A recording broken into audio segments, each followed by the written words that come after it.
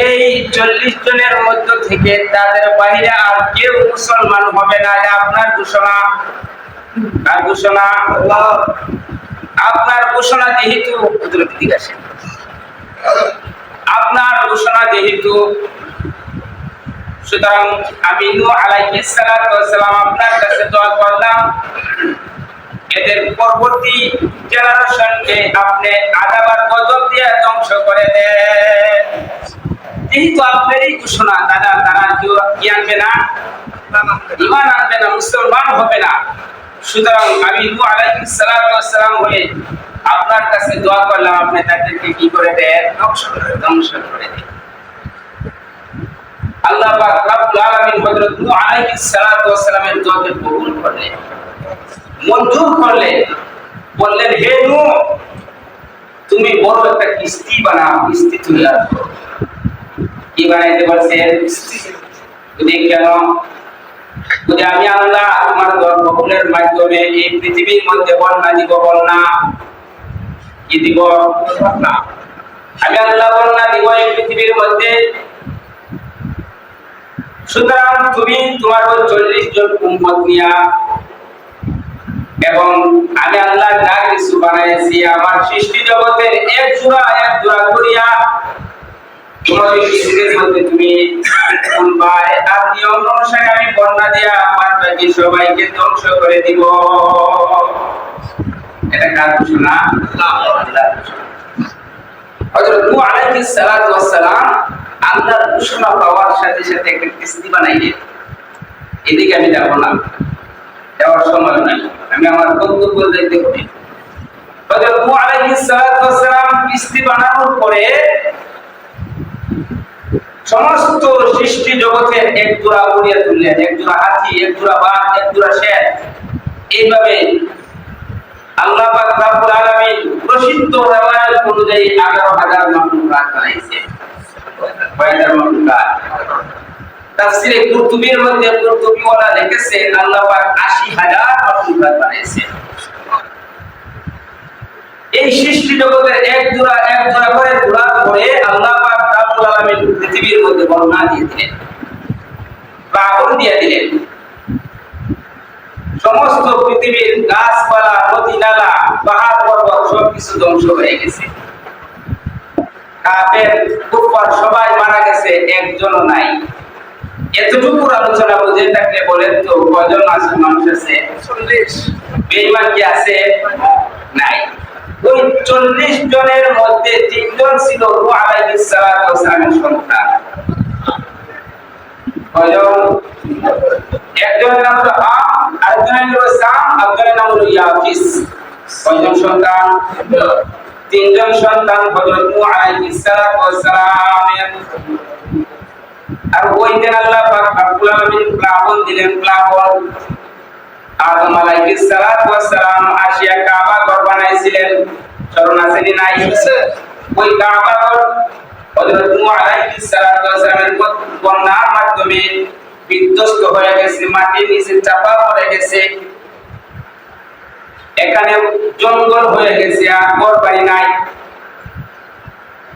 আল্লাহ পাক রব্বুল আলামিন আমার আয়াত দিয়ে আয়াতের মধ্যে এটাই বলেছেন যে আমি আমার ইব্রাহিমকে অনেকগুলা কঠিন পরীক্ষা দিলাম। কেন? মানুষকে আল্লাহ ওই সময় পরীক্ষা নেয়। আল্লাহ আয়াতের মধ্যে বলেন, ইন্নী জাইলুকা লিন-নাসি ইমামা। আল্লাহ বলেন তাকে আমি জাতির ইমাম বানাইব। সুবহানাল্লাহ। নেতা বানাইব, লিডার বানাইব। এই জন্য নেতা হওয়ার যোগ্যতা তার ভিতরে আছে না নাই? এর আগে কি লাগবে? পরীক্ষা লাগবে। পরীক্ষা নিছেন। পরীক্ষার মাধ্যমে আল্লাহ পাক রব্বুল আলামিন কেন পরীক্ষা নিলেন? আয়াতের মধ্যে লিখেছেন, আয়াতের তাফসীরের মধ্যে লিখেছেন যে আল্লাহ পাক রব্বুল আলামিন যেই বান্দাকে যত নিকটবর্তী করতে চান, ওই বান্দার কাছ থেকে তত বেশি বড় পরীক্ষা নিতে চান। এই জন্য সবচাইতে বড় পরীক্ষা নেন আল্লাহ পাক নবীদেরকে। নিছেন না এরপরে দুনিয়ার মধ্যে যারা আসবে তারা যত আল্লাহর নিকটবর্তী হবে তারা তত বেশি কঠিন কঠিন পরীক্ষার সম্মুখীন হবে। কেন? বুঝি বলে তাকে পরীক্ষার মাধ্যমে আমি আল্লাহ তাকে একটা কাজ দিতে চাই। সুবহানাল্লাহ বলে কি দিতে চাই? কাজ। কি কাজটা? বুঝি ওই যে আদম আলাইহিস সালাতু ওয়াস সালাম যে কাবা ঘরটা বানিয়েছিলেন, নূহ আলাইহিস সালাতু ওয়াস সালামের বন্যার মাধ্যমে যে কাবা ঘরটা বিধ্বস্ত হয়ে গেছে, ওই কাবা ঘরটা তারা বাপ দিয়ে বানাইতে চায়। মসজিদ বানাইবো। কি বানাইবো? মসজিদ। বোঝা গেল এতটুকু আলোচনায় বুঝলাম মসজিদ আল্লাহ পাক যাকে ইচ্ছা দিয়ে তাকে বানায় না। যার টাকা ইচ্ছা হইলেই মসজিদের কাজে লাগায় না। আল্লাহ পাকের পছন্দ বান্দা যদি হয় তাহলে ওই বান্দার টাকা আল্লাহ পাক মসজিদে কবুল করে। সুবহানাল্লাহ। এই জন্য যে বলে পরে আসতেছি হযরত নূহ আলাইহিস সালাতু ওয়াস সালাম কাবা ঘর নূহ আলাইহিস সালাতু ওয়াস সালামের বন্যায় কি হয়ে গেছে? বিধ্বস্ত হয়ে গেছে, মাটির নিচে চাপা পড়ে গেছে, ওই জায়গায় অরণ্য জঙ্গল হয়ে গেছে। কি হয়ে গেছে? জঙ্গল। হযরত নূহ আলাইহিস সালাতু ওয়াস সালামের 3 সন্তান ছিলেন। কয় সন্তান? একজনের নাম হাম, আরেকজনের নাম সাম, আরেকজনের নাম ইয়াফিস। পরবর্তীতে এই 3 জনের মেহনতের মাধ্যমে পুরা গোটা দুনিয়াটাকে আবার তারা 3 জনে আবাদ করিয়ে ফেলছে। পুরা গোটা দুনিয়াটাকে আবার তারা কি করলেন? আবাদ করলেন। তখনকার যুগে তারা পরিকল্পিতভাবে একটা শহর তারা বানাইছিল কোরআনের ভাষায়, সেই শহরটাকে বাবেল শহর বলা হয়। কি শহর? বাবেল শহর। বর্তমান বিশ্বের মানচিত্রে বেবিলন নামক যে শহর আছে এটা নয়, বর্তমান বিশ্বের মানচিত্রে ইরাক নামক যে দেশটা আছে এই দেশের অন্তর্গত ছিল তখনকার বাবেল শহর। এই বাবেল শহরের মধ্যে কোন এক সময় আল্লাহ পাক রব্বুল আলামিন বাদশা বানাইলেন, বাদশা নমরুদকে। কারে বানাইছে? বাবু না কারা? নমরুদকে বাদশা বানাইলেন। নমরুদ সে স্বপ্নের মাধ্যমে জানতে পারলো তার দেশের মধ্যে এমন একটা ছেলে আসবে যে ছেলেটা তার রাজত্ব নিবে, যার খোদাই নিবে। সে নিজেকে নিজে খোদা দাবি করত। কি দাবি করত? স্বপ্নের মাধ্যমে যে জানতে পারলো এমন একটা ছেলে তার রাষ্ট্রের মধ্যে আসবে, জন্মগ্রহণ করবে, যে তার খোদাইও ধ্বংস করবে, তার রাজত্ব ধ্বংস করবে। নমরুদ ডাক দিল না, মন্ত্রিসভা ডাকলো, মন্ত্রিসভা বসলো, আজ থেকে আমার এই রাষ্ট্রের মধ্যে কেউ সন্তান জন্ম দিতে পারবে না। নাউজুবিল্লাহ বলে কি দিতে পারবে না? সন্তান জন্ম দেওয়ার জন্য আজ থেকে আমি আইন করে দিলাম, সন্তান জন্ম দেওয়া আজ থেকে বন্ধ। এই মন্ত্রিসভা আইন কানুন পাস করিয়ে যাকে ডাইরেক্টর বানাইলেন তার নাম হলো আজর। তার নামটা কি? আজর। যে তুমি এই যে ডাইরেক্টর, তুমি সবকিছু রক্ষণাবেক্ষণ করবে, আমার এই রাষ্ট্রে যেন কোনো সন্তানাদি জন্ম না নেয়, নিলে আমার খোদাইও যাবে, রাজত্ব যাবে। সুতরাং কি করতে হবে? যদি তুমি ডাইরেক্টর, আইন করে দিলাম, তোমাকে ডাইরেক্টর বানাই দিলাম। নমরুদ দিল এই ব্যবস্থা, আল্লাহ দিল আরেক ব্যবস্থা। সুবহানাল্লাহ। আল্লাহর সিদ্ধান্ত হইল নমরুদ জন্ম নিমন্ত্রণ আইন যাকে দিয়া করাইছো, তাকে তুমি ডাইরেক্টর বানাইছো, আমি আল্লাহ তোমার সেই অপ্রত্যাশিত সন্তান তার ঘরে জন্ম দিয়ে পাঠাইবো। বলেন সুবহানাল্লাহ। তার ঘরে জন্ম দিয়ে কি করবো? পাঠাইবো। রাখি আল্লাহ মারেকে আল্লাহ পাক যদি ইচ্ছা করেন, ইচ্ছা দুনিয়ার সবাই যদি একজনের পিছনে লাগিয়া যায়, আল্লাহ পাক বলেন আমি ওই বান্দার সাথে আছি। কাজ হবে কি? কাজ হবে না। দুনিয়ার সবাই যদি একজনের পক্ষে থাকে, আল্লাহ যদি বলেন আমি তার বিপক্ষে, কাজ হবে কি? হবে না, কাজ হয়ে যাবে। এই জন্য আসুন আল্লাহ পাক রব্বুল আলামিনের ইচ্ছা হলো ইব্রাহিম আলাইহিস সালাতু ওয়াস সালামকে পাঠাইবেন। তবে পাঠানোর সিদ্ধান্তটা আল্লাহ পাক রব্বুল আলামিন আজরের করে দিয়ে পাঠাইলেন। সুবহানাল্লাহ। আজর দিয়ে পাঠাইলেন। আজর জন্মগ্রহণ করেছে ইব্রাহিম। প্রথম পর্যায়ে বাপের সাথে তর্ক বহস চলতেছে, বাপের সাথে তর্ক বিতর্ক চলতেছে কি নিয়ে, বুঝি কে খোদা হওয়ার যোগ্য। সুবহানাল্লাহ। প্রথম পর্যায়ে বাবার সাথে তর্ক চলতেছে কি নিয়ে, একটা বিষয় নিয়ে, কে খোদা হওয়ার যোগ্য। বাবা আজর বলতেছে নমরুদ খোদা হওয়ার যোগ্য। ইব্রাহিম আলাইহিস সালাম বলতেছে না, নমরুদ খোদা হওয়ার যোগ্য না। এইভাবে তর্কে কোন সময় ছেলের সাথে বাবা জিতে না, টিকে না, হারিয়ে যায়। শেষ পর্যন্ত বাবা আজর গিয়া ছেলের বিরুদ্ধে নালিশ করলো নমরুদের কাছে। কার কাছে নালিশ করছে? নমরুদ রাজার কাছে গিয়ে নালিশ করেছে, আমার সন্তান আমার কথা মানে না, তোমাকে খোদাও মানে না। আপনার কাছে নালিশ দিয়ে গেলাম, বিচার আপনিই করিয়েন, আমি আর তার বিচার করতে পারবো না। নমরুদ ইব্রাহিম আলাইহিস সালাতু ওয়াস সালামকে ডাকলেন, হে ইব্রাহিম আসো আমার দরবারে। বুঝি তুমি কোন খোদার দাওয়াত দাও? তোমার খোদার কোয়ালিটি কি বলো তো দেখি। ইব্রাহিম আলাইহিস সালাম বলেন আমার খোদার কোয়ালিটি আমি আমার আল্লাহ বাঁচাইতেও পারেন, ইচ্ছা করলেও মারতেও পারেন। সুবহানাল্লাহ বলেন। বাঁচানোর মালিক আমার আল্লাহ, মারার মালিক আমার আল্লাহ। ইব্রাহিমের কথা শুনিয়া নমরুদ তার জেলখানা থেকে দুইটা কয়েদি আনলো। দুইটা কয়েদি, একটা কয়েদিকে খালাস করিয়া দিলেন, আর একটা কয়েদিকে ফাঁসির কাস্টে ঝুলাইয়া দিলেন। হে ইব্রাহিম, তুমি বলেছো তোমার খোদার কোয়ালিটি, তোমার খোদা ইচ্ছা করলেও মারতেও পারে, ইচ্ছা করলেও বাঁচাইতেও পারে। দেখো দেখো আমার সেই কোয়ালিটি আছে। আমি জেলখানা থেকে দুইটা বন্দী আসামি আনিয়া একটাকে ছেড়ে দিলাম, একটাকে মেরে ফেললাম। যাকে ইচ্ছা আমি তাকে মারতে পারি, যাকে ইচ্ছা তাকে আমিও বাঁচাইতে পারি। তোমার বর্ণনা অনুযায়ী আমি সেই খোদা। বিসমিল্লাহ বলেন। এবার ইব্রাহিম বলতেছে, ওরে নমরুদ, আমার খোদার একটা মাত্র কাজ না, আরো কাজ আছে। সুবহানাল্লাহ বলেন। বুঝা কি কাজ?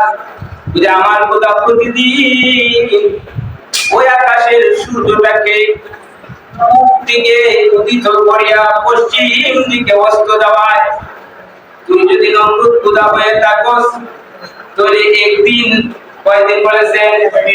একদিন পশ্চিম দিকে উদিত করিয়া পূর্ব দিকে অস্ত দেখায় দেখাও তো দেখি।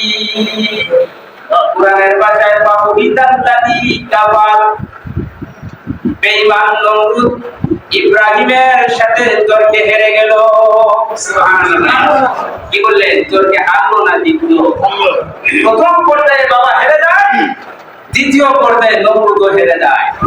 কুশায় তার শরীর জ্বলে যায়। এখন কি করা যায়? নমরুদকে আর ইব্রাহিমকে আর রাখা যাবে না।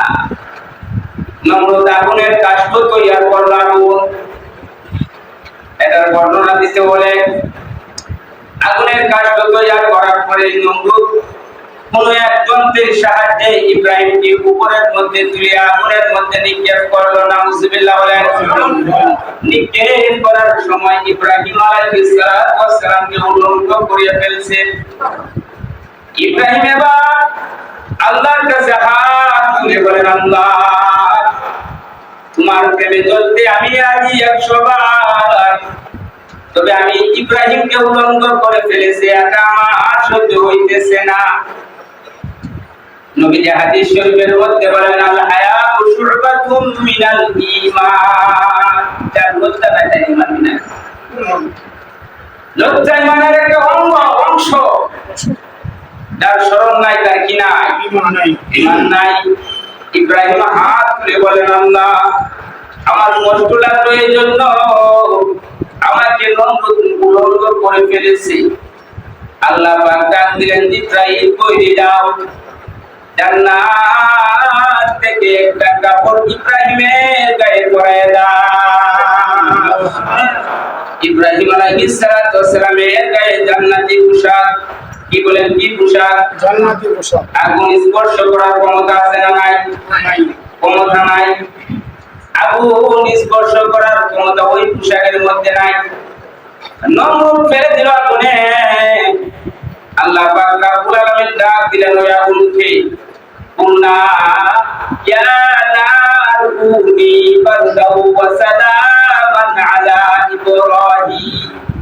হে নমরুদের প্রজ্বলিত আগুন, তুমি আমার ইব্রাহিম নবীর জন্য বর্তমান দুনিয়ার ভাষায় এয়ার কন্ডিশন হয়ে দাও। কি হয়ে দাও? এয়ার কন্ডিশন হয়ে দাও, মানে সালাম, মানে শান্তিদায়ক হয়ে দাও। হে নমরুদের আগুন, এমন ঠান্ডা হইও না যে ঠান্ডা বরফের মতো হয়। বরফের মতো ঠান্ডা হইলে কষ্ট লাগবো না, আরাম লাগবো? এমন গরম হয় না যে গরম ইব্রাহিমের কষ্ট হয়ে যায়। যদি কি গরম? আল্লাহ বলেন সালাম, শান্তিদায়ক ঠান্ডা হয়ে যায়। শান্তিদায়ক ঠান্ডা বলতে এয়ার কন্ডিশন 26 সেলসিয়াসের মধ্যে তাপমাত্রা হয়ে দাও। হযরত ইব্রাহিম আলাইহিস সালাতু ওয়াস সালাম নমরুদের আগুনে বসবাস করতেন। কার আগুনে? নমরুদের আগুনে বসবাস করতে লাগলো ইব্রাহিম। এইদিকে নমরুদ দেখে আগুনে ফালাইয়া ইব্রাহিমকে জ্বালানোর জন্য, কিন্তু আগুনকে জ্বালাইতেছে না। আগুন কি করতেছে না? জ্বালাইতেছে না। আগুনকে লক্ষ্য করে নমরুদ বলে, হে আগুন, সারা জীবন যা দিলাম তাই জ্বালাইলে, কিন্তু শেষ পর্যন্ত আমার শত্রু দিলাম, জ্বালাস না কেন? নাউজুবিল্লাহ বলতেন না? আমার শত্রু দিলাম জ্বালানোর জন্য, কেন তুমি জ্বালাও না? আগুন ডাক দিছে, আল্লাহ জবাবটা একটু খুলে দাও, জবাবটা দিয়ে দেই। আগুন বলতেছে, নমরুদ, হে নমরুদ, সারা জীবন যা দিলে তাই জ্বালাইলাম, কিন্তু শত্রু দিলে কেন জ্বালাই না জানোস নি? এতে যদি তুই সন্দিহান হয়ে থাকস, আমার জ্বালানোর ক্ষমতা নাই, তুই ভিতরে আয়া দেখতে পারস। যদি সন্দিহান হস আমার জ্বালানোর ক্ষমতা নাই, যদি তুই ভিতরে আয়। কেন জ্বালাই না জানোস নি? যদি কেন, যদি তুই একবার করে বলেছ ইব্রাহিমকে জ্বালানোর জন্য, আর আমাকে 70 বার আল্লাহ বলেছেন আমার বন্ধুর একটা গায়ের পশম যেন না করে। তোর কথা মানবো না আল্লাহর কথা মানবো? তার কথা মানবো? কোন এক সময় ইব্রাহিম নবীকে জিজ্ঞাসা করা হয়েছিল, ও নবী ইব্রাহিম, বলেন তো দেখি, দুনিয়ায় চলাফেরা করেছো অনেক বছর, কোন সময়টা তোমার বেশি ভালো লেগেছে? সুবহানাল্লাহ বলতেন না? ইব্রাহিম জবাব দিল, পৃথিবীর মানুষেরা শোনো, যতদিন আমি নমরুদের আগুনের ভিতরে ছিলাম, এর চাইতে শান্তি আর পৃথিবীর মধ্যে কোথাও পাই না। আল্লাহ ইচ্ছা করলে আগুনের মতো শান্তি দিতে পারে না? না পারে কি না? পারে না? শান্তি আগুনের ভিতরে আল্লাহ দেওয়ার ব্যবস্থা করলে দিতে পারবেন কি পারবেন না? আজ যুগে দেখবেন গাড়ির মধ্যে রেখে শান্তি গাড়ি, শান্তি পরিবহন, সিটের মধ্যে উঠলেন একটা পুলসে কামড় মারছে, শান্তি আছে না? নাই। শান্তি নাই। শান্তি পরিবহনের ভিতরে শান্তি নাই, লেগে দিছে বাড়ির মধ্যে শান্তি বিলা। জিজ্ঞাসা করলেন কি হয়েছে? আপনার বাড়িতে তো বিরাট দামের, যদি বিল্ডিং হইতে পারে, কিন্তু সারা রাত ঘুম হয় না। কি হয় না? ঘুম হয় না। যদি এই বিল্ডিং এর ভিতরে শান্তি নাই, যদি শান্তি দেওয়ার মালিক কে? আল্লাহ।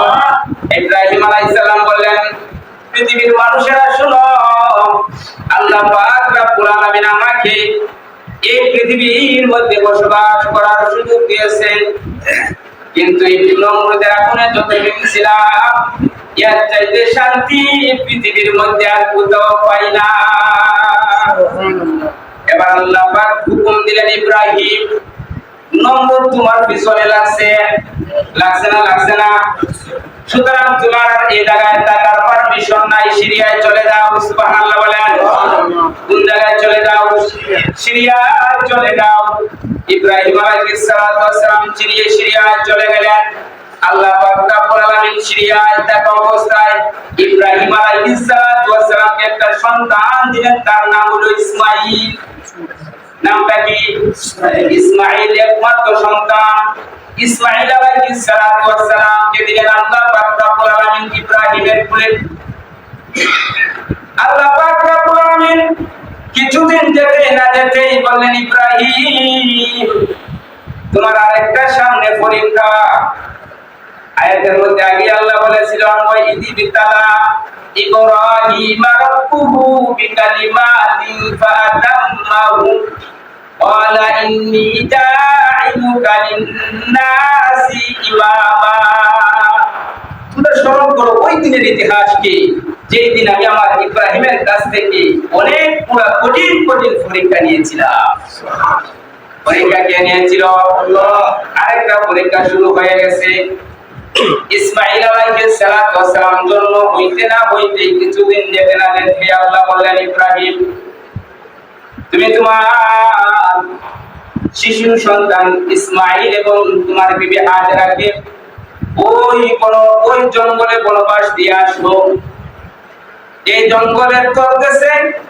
মাটি চাপার দিয়ে আছে আমার কাবা ঘর মনে আছে কিনা আগেই বলেছি হযরত নূহ আলাইহিস সালাতু ওয়াস সালামের কন্যায় আদম আলাইহিস সালাতু ওয়াস সালামের নির্মিত কাবা ঘর নূহ আলাইহিস সালামের কন্যায় মাটির চাপ নিচে চাপা পড়ে গেছে এখন ওই জায়গার মধ্যে অরণ্য জঙ্গল আছে অরণ্য জঙ্গল শুধু জঙ্গল আর জঙ্গল আল্লাহ এবার হুকুম দিলেন ইব্রাহিম তুমি তোমার শিশু ছেলে ইসমাঈল এবং তোমার বিবি হাজেরাকে ওই অরণ্য জঙ্গলের বনবাস দিয়ে দাও যে জঙ্গলের মাটির নিচে আমার কাবা ঘর বিধ্বস্ত আছে হযরত ইসমাঈল ইব্রাহিম আলাইহিস সালাতু ওয়াস সালাম বিবি হাজেরা এবং শিশু ইসমাঈলকে নিয়ে সিরিয়া থেকে রওনা দিয়ে দিলেন কাবার প্রান্তরে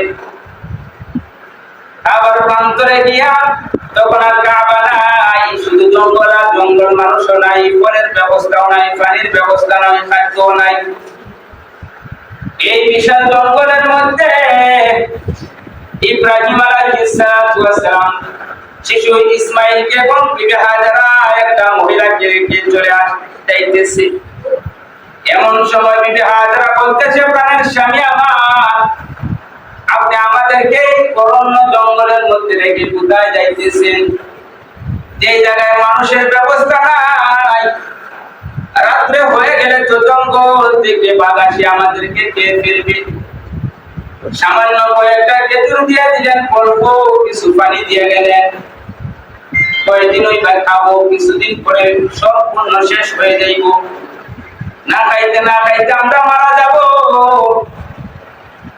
আমার প্রাণের স্বামী আপনি তো একজন নবী এমন নিষ্ঠুর কাজ করতে পারেন না তবে আমার মনের ধারণা আপনার পক্ষ থেকে না মহান আল্লাহর পক্ষ থেকেই করেছেন আমি আপনার কাছে জানতে চাই আমাদেরকে দেখে আপনি চলে যাইতেছেন কার পক্ষ থেকে আপনার পক্ষ থেকে না আল্লাহর হুকুমে সুবহানাল্লাহ বলবেন না ইব্রাহিম নবী জবাব দিলেন প্রাণের বিবি আমার আমি তোমাদেরকে এই জায়গায় আল্লাহর হুকুমেই রেখে যাইতেছি এবার মহিলা জবাব দেয় এই পৃথিবীর পুরুষেরা কান খাড়া করে শুনো মহিলা জবাব দিতেছে কত বড় ঈমান পাক্কাওয়ালা মহিলা বিবি হাজেরা জবাব দেয় ইব্রাহিম নবী যদি আপনি আল্লাহর পক্ষ থেকে আমাদেরকে এই জায়গায় রাখিয়ে দেন তাহলে কি কাপড় কোথায় থাকবো কি করে কোথায় বাঁচবো একটা প্রশ্ন আপনার কাছে আমি করব না যে আল্লাহ হুকুম দিয়েছেন এই আল্লাহ আমাদের খানার ব্যবস্থা করে দিবেন যে আল্লাহ বলেছেন আমাদেরকে বনবাস যাওয়ার জন্য আল্লাহ আমাদের খানা পানির ব্যবস্থা করে দিবেন ইয়া আল্লাহ বলেছে আমাদেরকে জনমানবহীন জায়গায় পাঠিয়ে দেওয়ার জন্য ওই আল্লাহ এই জনগণের ব্যবস্থা করে দিবে। হযরত ইব্রাহিম আলাইহিস সালাতু ওয়াস সালাম ওই মক্কার এই অরণ্য জঙ্গলের মধ্যে বিবি হাজরা এবং শিশু ছেলে ইসমাঈলকে রাখিয়া রওনা দিয়ে দিলেন সিরিয়া দিকে। দিকে মক্কার লাশ বর্ডারে আসিয়া একটা টিলার উপর আসিয়া ওই দিকে তাকায় আল্লাহর কাছে তিনটা দোয়া করলেন। দুই বলেন সুবহানাল্লাহ। কয়টা দোয়া করলেন? তিনটা দোয়া বলেন। আল্লাহ এই অরণ্য জঙ্গলের মধ্যে আমি আমার সন্তানকে রাখিয়া গেলাম, সামান্য কয়েকটা খেজুর দিয়ে দিলাম, সামান্য কিছু পানি দিয়ে গেলাম, কিছুদিন পরে খেজুর শেষ হয়ে যাবে, পানিও শেষ হয়ে যাবে, খাবে কি, বাঁচবে কি, থাকবে কি? এই জঙ্গলে রাখিয়া গেলাম, মানুষ নাই, মানুষের ব্যবস্থা করে দিয়া, পানি নাই, পানির ব্যবস্থা করে দিয়া, খাদ্য নাই, খাদ্যর ব্যবস্থা করে দিয়া। সুবহানাল্লাহ বলেন। কয়টা দোয়া করছেন? তিনটা দোয়া করছেন। একটা পানির ব্যবস্থা, আরেকটা মানুষের ব্যবস্থা, জনমানবহীন জায়গায় রাখিয়া গেলাম, আরেকটা খাদ্যর ব্যবস্থা করে দিয়ে। কয়টা ব্যবস্থা করলেন? তিনটা দোয়া করিয়া ইব্রাহিম আলাইহিস সালাতু ওয়াস সালাম সিরিয়ায় চলে গেলেন। এতদূর পর্যন্ত স্মরণ রাখবেন, ইনশাআল্লাহ।